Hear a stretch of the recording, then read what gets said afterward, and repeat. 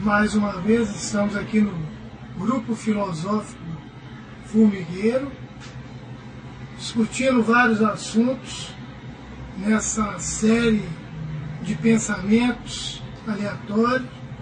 Hoje falaremos um pouco sobre amor e liberdade.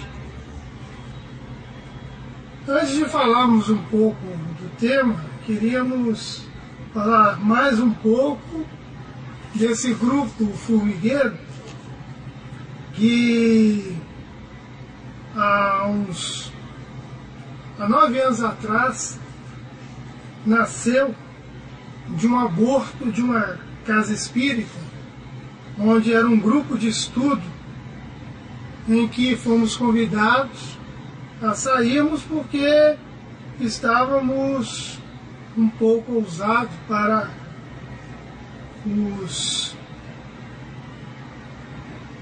as regras da casa, o estatuto da casa, pelo que nós procurávamos, pelo que nós estávamos experimentando, não achou conveniente ficarmos naquele grupo e fomos convidados a ser retirados desse grupo. E aí o grupo formigueiro passou por várias transformações e hoje o grupo filosófico formigueiro ele trabalha exclusivamente nesse campo de refletir sobre vários assuntos que a popularidade, a humanidade sempre pensou, sempre achou, sempre buscou.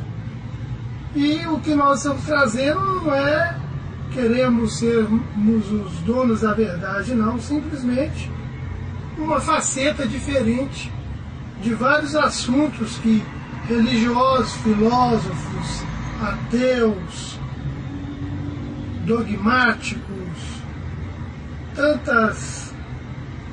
tantas crenças discutem, que é amor e liberdade. Hoje nós vamos falar um pouco a nossa visão, o nosso consenso de grupo. Estou aqui falando em nome desse grupo, que tem muita gente que quer pensar livremente, fora das rédeas da religião, das rédeas da ciência, e queremos agir centralmente com as asas da filosofia, em busca de algo que nos conforte intimamente, sem precisarmos de recompensa, promessas e comércio em torno desses assuntos, pois nós sabemos que a maioria Jesus, Buda, Krishna, tantos outros sábios aí viraram franquias para essas seitas, religiões, filosofias e tantos outros aí que tem esses ícones como propaganda, simplesmente. São fachadas criadas para que um grupo se revista dessa carapaça para fugir do medo, para fugir da ignorância, usam esses imediatismos. Então nós vamos falar hoje sobre amor e liberdade. E vem um questionamento, uma pergunta no nosso íntimo: será que existe amor e liberdade aqui na Terra? Será que amor e liberdade nós podemos falar com certeza, com clareza, o que é amor, o que é liberdade? É algo para refletirmos, para pensarmos profundamente se nós temos essa condição de dar uma resposta exata em torno desses dois temas.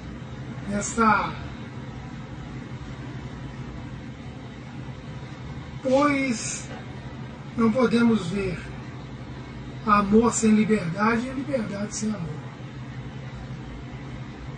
Se falarmos que estamos em busca da liberdade, na verdade somos presos. Estamos nos condicionando a uma prisão de busca. Então, liberdade não cabe à busca, à conquista. Nós vemos liberdade como uma conscientização. Estar consciente de tudo diariamente, 24 horas, seria algo de iluminação, como dizia Buda, de conhecimento profundo de si mesmo. E o amor, nesse outro extremo, seria algo que nunca pudesse tirar a liberdade, nunca pudesse escravizar, nunca pudesse criar dogmas, criar condições para se ter liberdade. Então vemos aí duas facetas, duas faces de uma mesma coisa. Amor e liberdade têm que estar juntos, pois um é fundamental para o outro. Então não existe liberdade sem amor e amor sem liberdade. E aí voltamos a questionar: existe liberdade quando não se tem amor? E existe amor quando não se tem liberdade? Que venha a ser amor, que venha a ser liberdade de fato. Nessa busca, nessa reflexão profunda que estamos aqui, podemos tecer uma lista do que não é amor. Amor não é paixão, amor não é exigir que o outro esteja do nosso lado, nem que o outro exija que estejamos do outro lado. Amor não é dar tudo que o outro quer, nem receber tudo que a gente quer do outro. Amor não é ter que passar o resto da vida do lado do outro porque fizemos essa promessa. Amor não é dar sem limite. Amor não é perdoar, custe o que custar. E um ponto fundamental e interessante: quem ama de fato não perdoa. Porque se eu perdoo, eu não amei. Eu me senti ofendido. E para me amar não pode ter resquício de ofensa.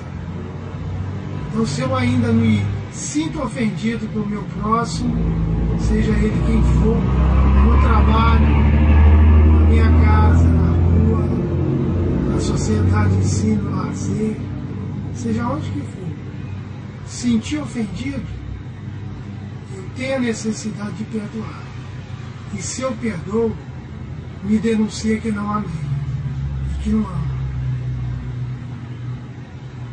Faz lembrar o grande pensador político, espiritualista, revolucionário Gandhi, que foi questionado: Gandhi, você já perdoou? Ele falou: nunca. Mas nunca, Gandhi, nunca. Não me senti ofendido. Pois para perdoar eu tenho que me sentir ofendido. tenho que sentir ódio, tenho que sentir desprezo. E dessa forma, o amor se perde. O amor tem que ser algo absoluto. O amor não pode ter condição. É incondicional. O amor, ele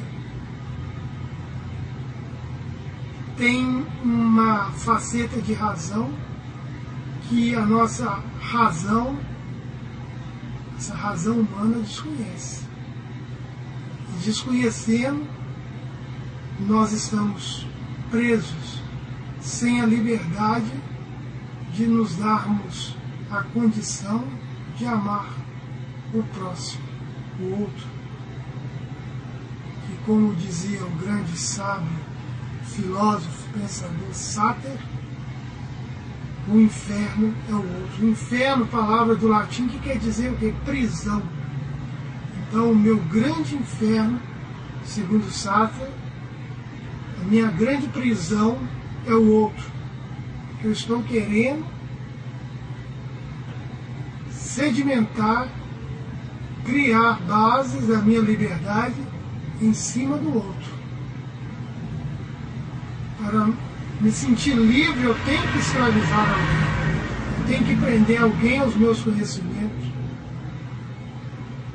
À medida que nós estamos falando, do que nós falamos, se vocês não refletirem o nosso conhecimento que está sendo passado em nível de informação, vocês estarão presos ao que estamos falando.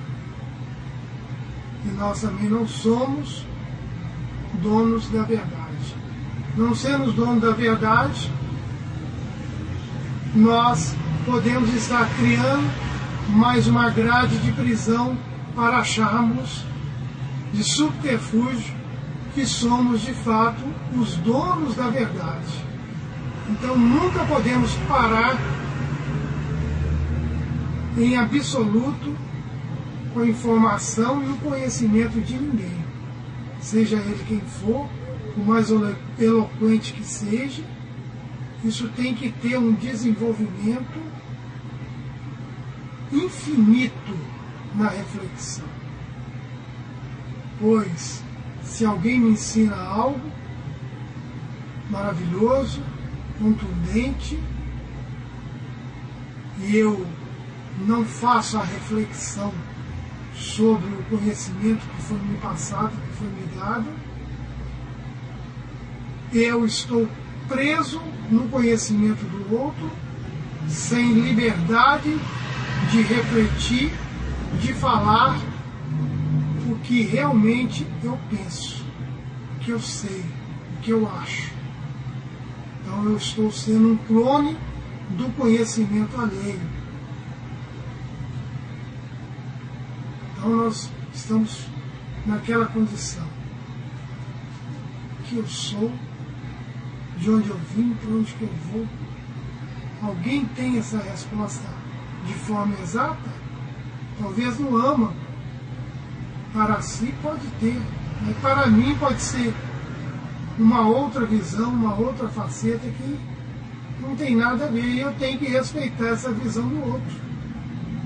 Porque senão, se eu quiser que o outro esteja com a minha verdade, eu estou criando uma prisão para o meu próximo. E o meu próximo, me contestando, duvidando, refletindo, ele está me libertando do que eu acho que ser. Então tem que ser algo que compartilhe em questionamentos, em busca infinita do que realmente é essa busca da verdade, que é o centro das duas margens, amor e liberdade. Para buscarmos o que é a verdade, se não tivermos liberdade e amor, nós vamos estar no circuito fechado. Nós temos que refletir em torno de uma trindade que ateus, evangélicos, espíritas, católicos, filósofos, cientistas, podem compartilhar em comum a vida como ela é, as pessoas como elas são e eu como eu sou.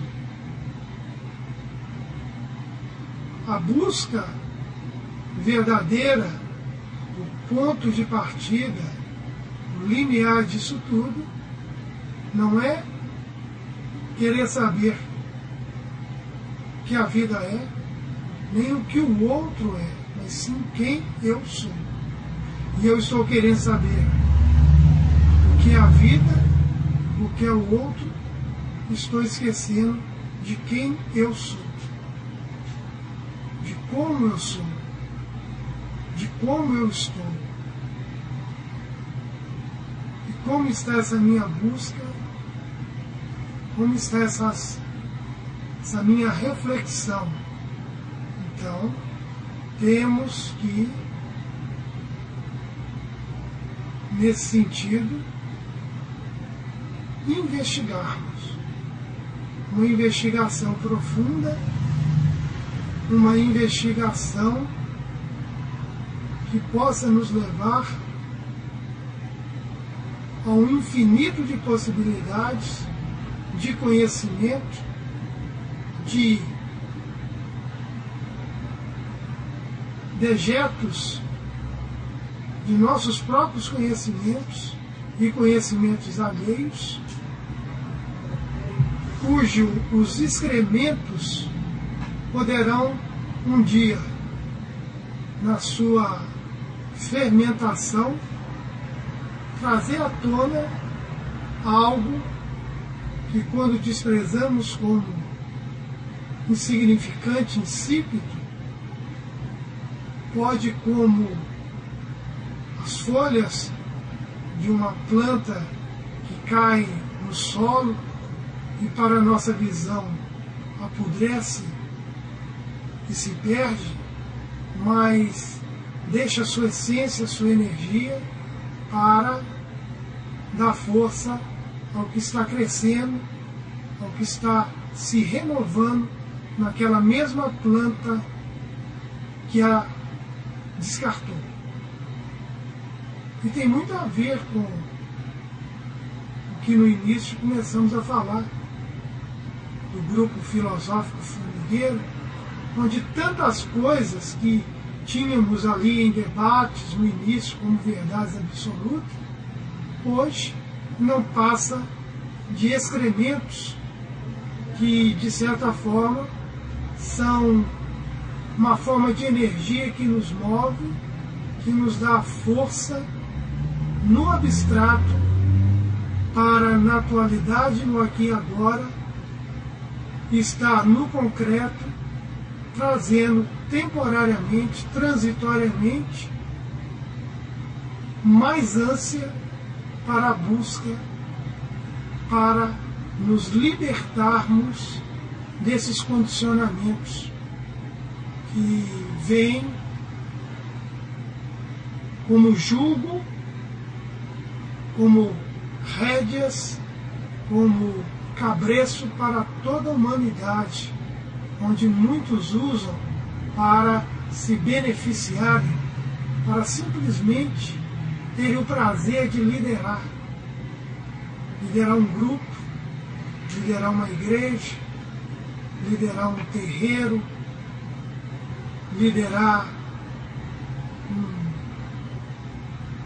um grupo social qualquer,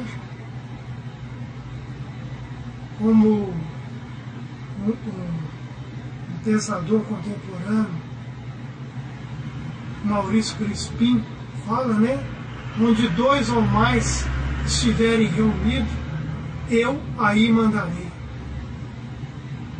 Eu aí mandarei. Nós vivemos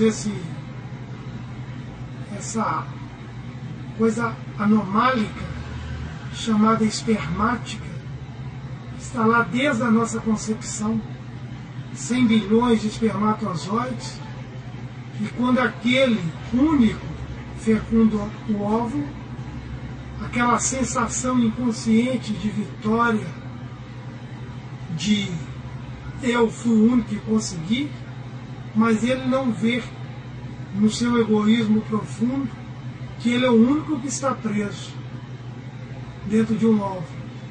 Aqueles outros bilhões estão livres, enquanto ele está preso num condicionamento onde vai levá-lo a uma gestação, onde vai levá-lo a um crescimento, e estamos como estamos aqui, em busca do que verdadeiramente somos. E nós estamos presos nisso. Porque por mais que você se ache convencido que você sabe o que você vê que é uma resposta a uma grande dúvida que você tem. Estamos sempre presos nesses condicionamentos criados por nós mesmos. Queremos a liberdade, mas estamos ficando presos no conhecimento do outro. É a maior grade que temos, e queremos a liberdade, mas estamos defendendo teses, teorias, que realmente nem foi refletida profundamente, lapidada, para ser colocada como algo verdadeiro e absoluto, pois o absoluto tem princípio, meio e fim. Se tem princípio, meio e fim, nós estamos presos a um condicionamento. E a grande liberdade, ela não pode ser absoluta, ela não pode ter a condição. A verdadeira liberdade terá que ser justificada pelo infinito. E o infinito, para ser realidade, só há uma forma de tê-lo: buscando incessantemente. Então, se paro, se defendo uma tese, uma teoria, e levanto bandeira em torno disso, eu estou me prendendo e prendendo várias pessoas que eu queira que pense como eu penso. E isso é uma afronta contra o amor. Porque o amor, ele tem que estar sendo operado, exercido, aplicado em total liberdade. Se eu quero que o outro me ame, eu não posso condicioná-lo, eu não posso exigir, eu não posso pedir a ele que ele me ame. Terá que ser algo espontâneo, solto, completamente em processo infinito de relação. Pois a relação humana só existe uma forma de relação humana: atarmos o que achamos que é verdade com o que o outro também acha que é verdade. E nesse paradoxo, criamos uma penitenciária de conhecimentos, uma penitenciária de pseudo-saber, pois se fosse verdadeiramente sabedoria, aquilo que era informação, que gerou o meu conhecimento, terá que ser exercido infinitamente em desenvolvimento contínuo, perpétuo, como a semente que cai e não se tornando uma outra árvore, que sentido teria? os ensinamentos de Jesus, está lá, João 12, 24. A semente de trigo que cai no chão e não morre, fica só, mas morrendo, dá muitos frutos. Dentro desse pensamento do grande filósofo Jesus, mostramos aí o processo infinito do saber. A sabedoria, como diz o sentido etimológico da palavra, sabore, sapore, saborear, é algo arraigado de um prazer incondicional. O verdadeiro prazer, ele não pode ter a condição de tirar o prazer do outro, de obrigar o outro a me dar prazer.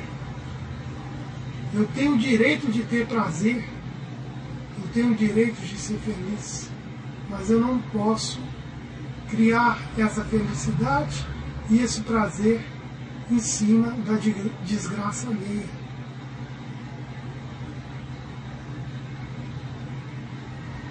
Eu tenho que criar a minha liberdade com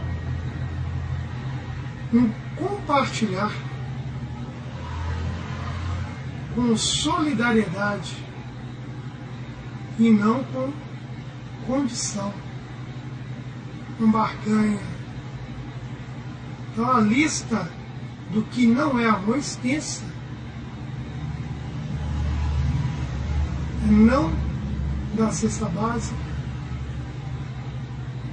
não fazer campanhas beneficentes com condições inconscientes de que eu tenho que ter aquela recompensa. Em suma, estou barganhando com Deus. Estou dando um caldeirão de sopa para uma comunidade carente, mas no fundo, estou querendo um lugarzinho lá no paraíso. Estou de forma inconsciente falando, está vendo? Estou fazendo minha parte. Isso não é amor. Isso é condicionamento, isso é barganha. A lista do que não é amor é muito extensa. Poderíamos ficar aqui até amanhã citando um punhado de coisas que achamos que é amor, principalmente com filhos, com parentes, e que, se formos ver, nós estamos julgando eles no fundo de um poço, achando que estamos amando, ajudando.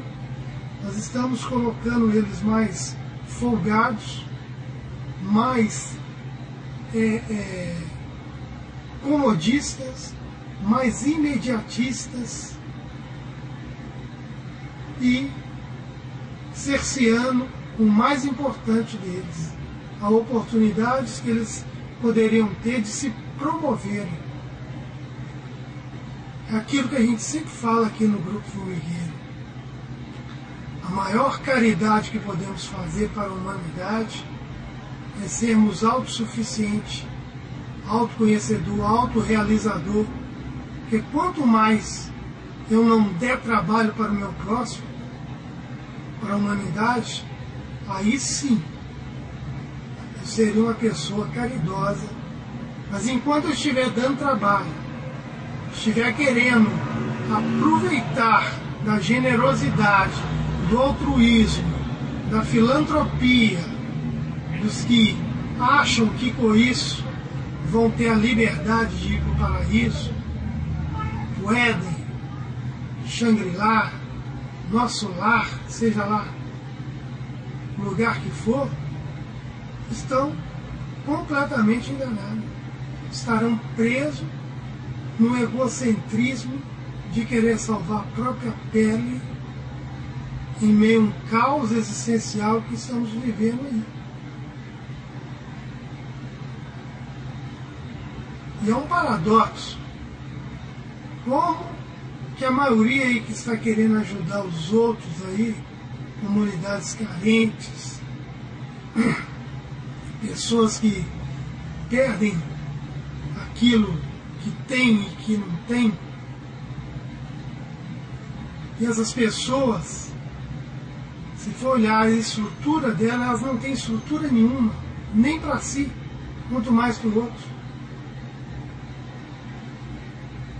Então temos que voltar a uma reflexão do que é o essencial, do que é essência. Enquanto não tomarmos tenência do que é essencial e essência, estaremos buscando isso no outro, que com certeza não terá também para te dar. O essencial que você tem é seu. Ninguém, nem Deus pode tirar. A palavra essencial já está bem explícita no que diz, é essencial. Não pode, não tem como ser transferido. Se eu não me fortaleço no essencial, na essência, eu estarei preso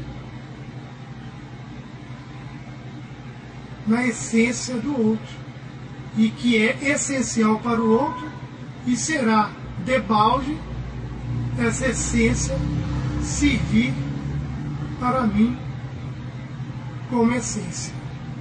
Pois a minha verdadeira essência está no meu âmago, no meu íntimo, na minha condição, no meu tempo, não no tempo do outro.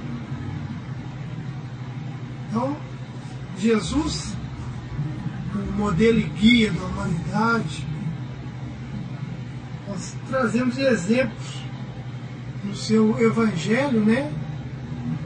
Condições para estarmos livres, de fato, e termos condição de amar.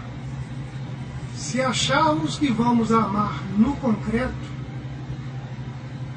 sinto muito em falar para quem está nos escutando.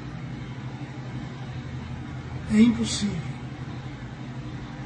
É como procurar sovaco de cobra.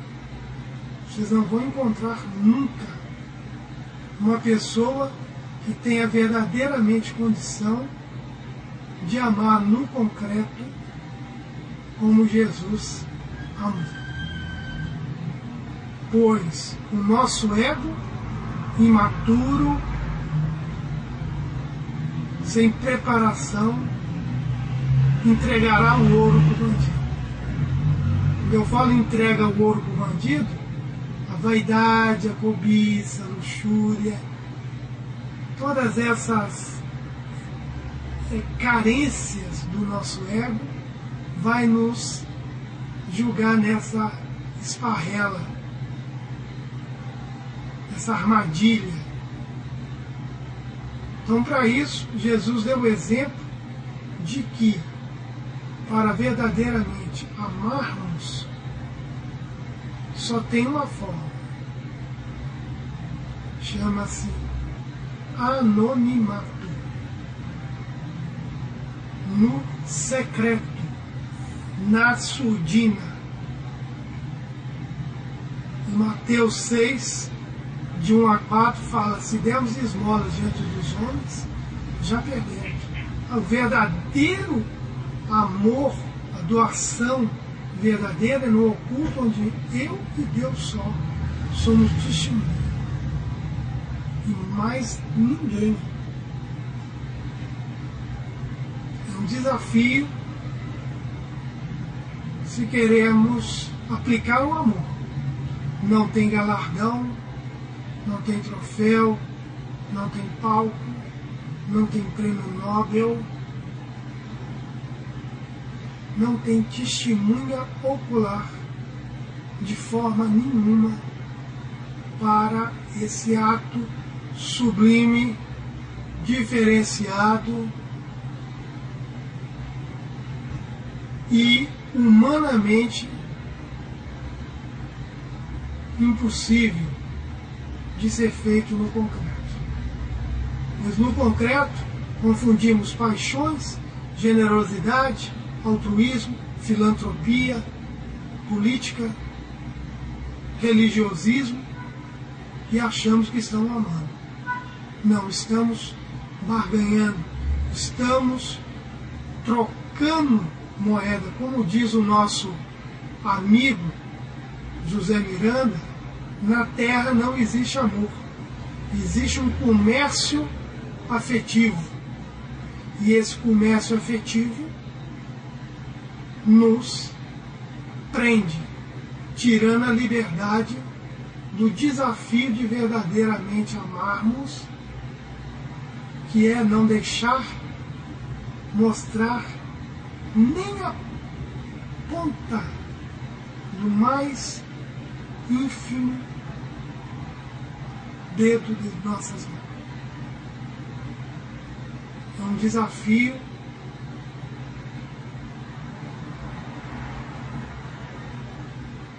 grandioso.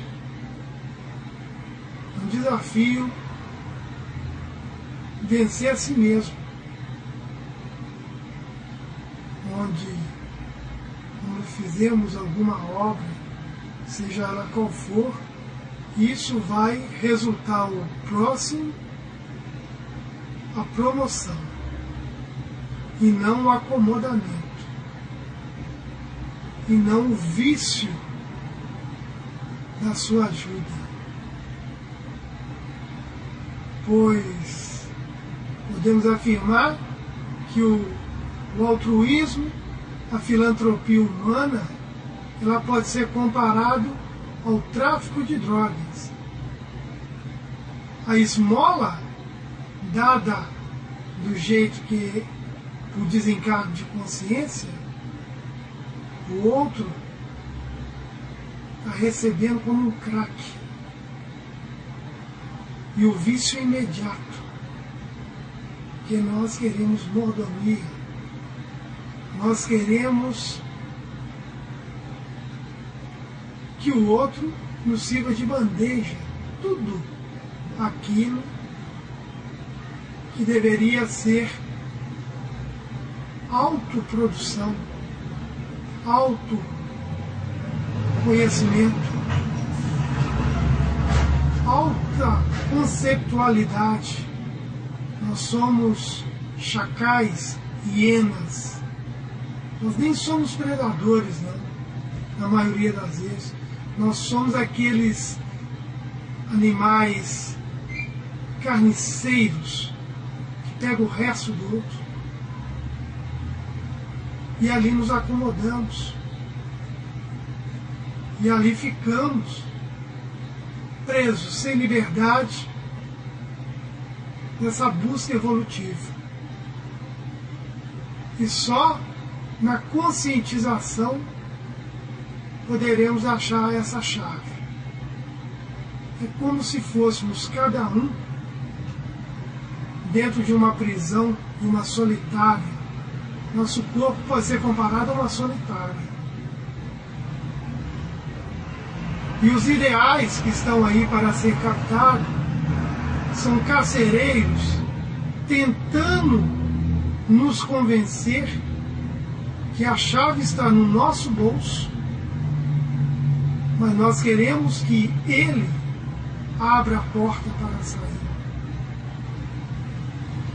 Mas a chave está dentro de nós.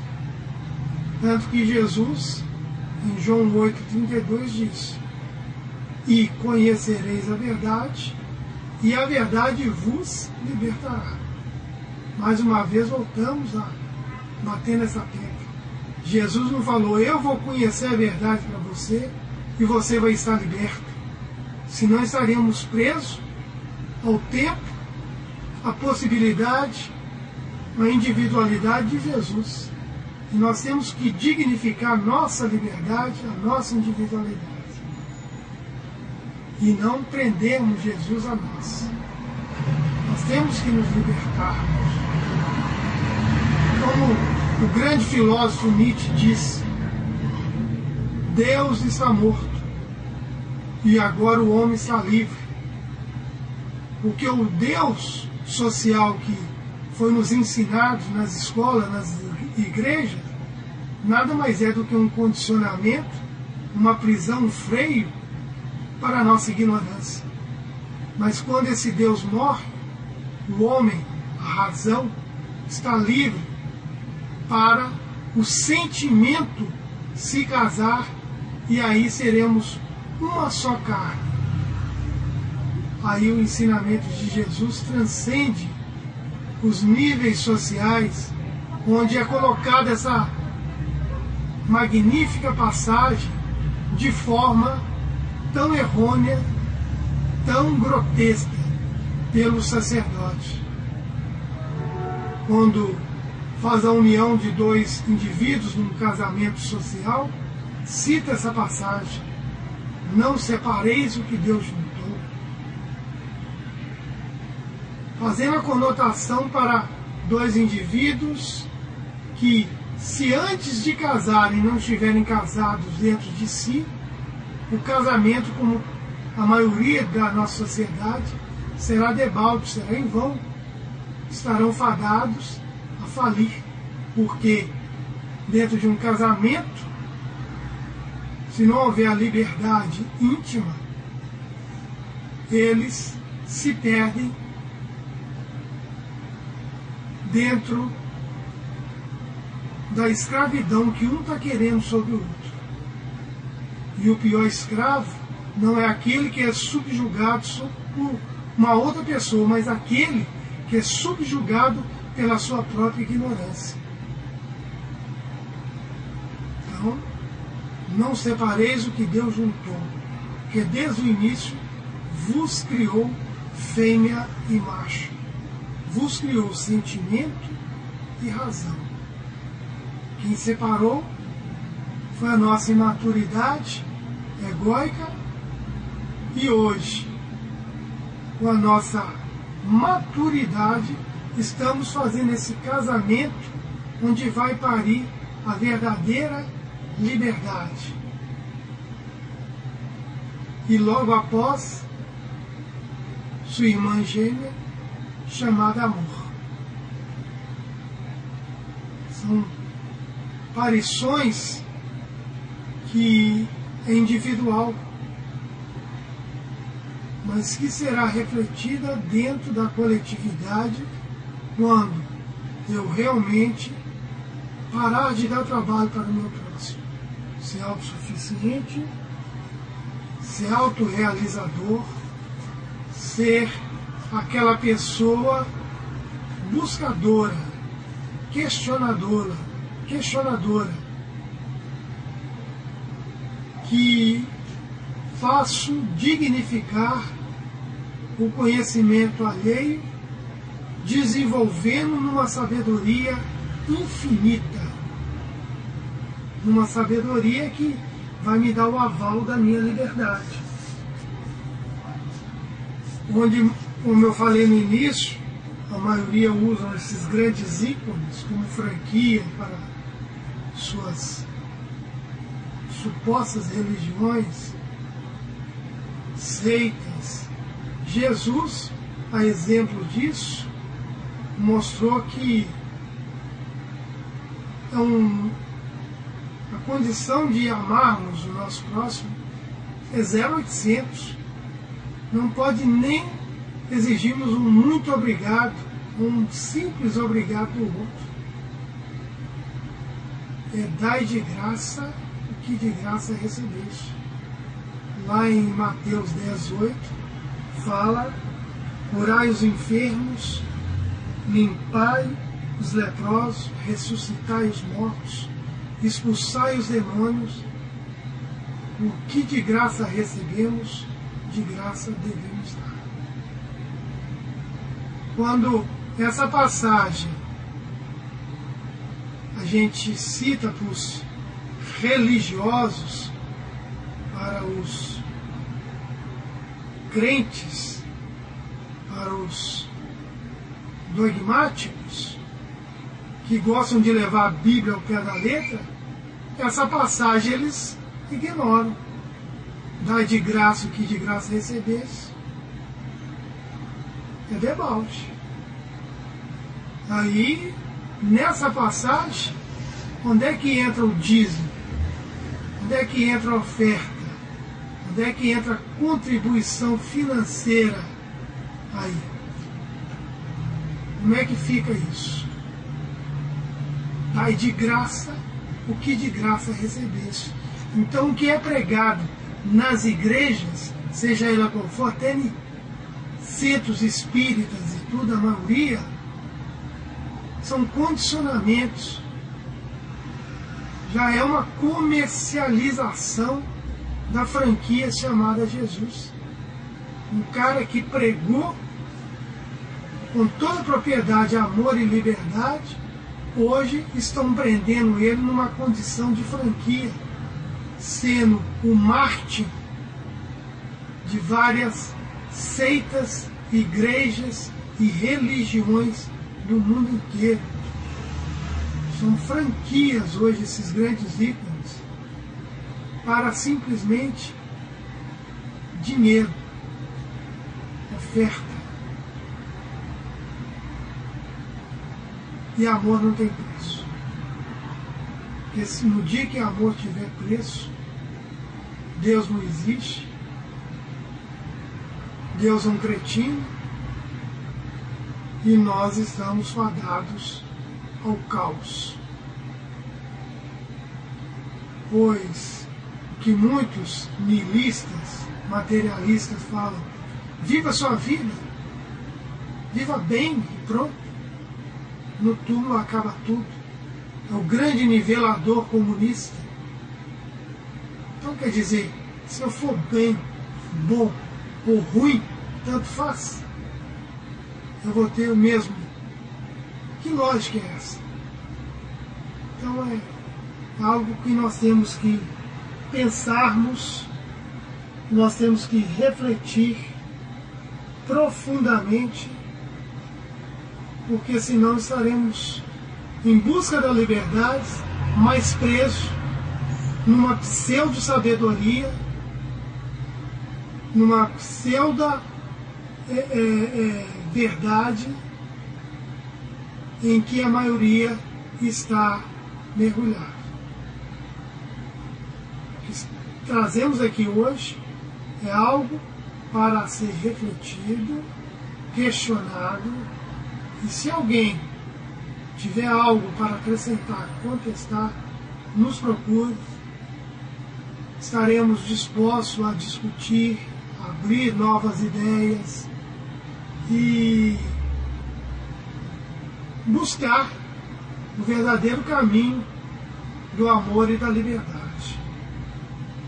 Que a luz e a paz sincera e sem cobrança esteja em seus corações. Obrigado e até a próxima. Fiquem com Deus.